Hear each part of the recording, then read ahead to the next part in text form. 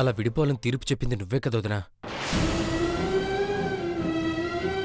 మేం పుట్టి పెరిగిన ఇన్నేళ్లలో ఈ ఇంట్లో 2 కుటుంబాలు ఉన్నాయన్న ఫీలింగ్ ఎప్పుడూ లేదు. మొదటిసారి నీ తీర్పు కారణంగా ఇలా కళ్ళ ముందు కనిపిస్తుంది. వీధి గుమ్మం దగ్గర నుంచి వంటగది వరకు అన్ని వేరు, అంతా వేరు వేరు. వాదేస్తుంది వదినా.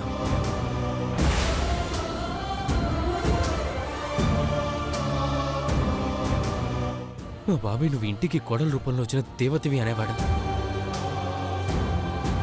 దేవత కూడా తప్పు చేస్తుంది అంటే నమ్మబుద్ధి కావట్లేదు వదినా.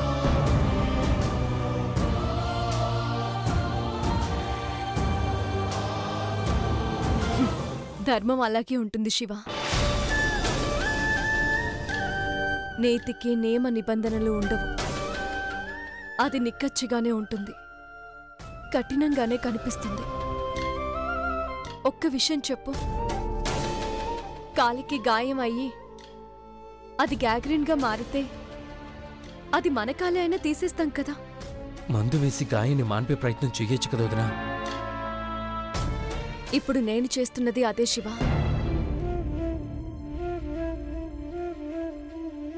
నీకీ అడ్డిగీత ఇవాళే కనిపిస్తుంది. నాకీ ఇంట్లో కోడలిగా అడుగుపెట్టిన క్షణం నుంచి ఈ మనుషుల్లో ఈ అడ్డిగీత కనిపిస్తూనే ఉంది.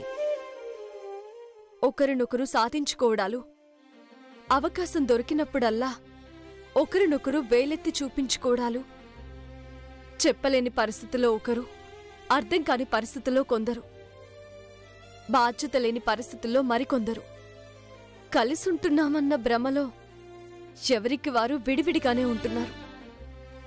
అది నీకు తెలుసు కదా.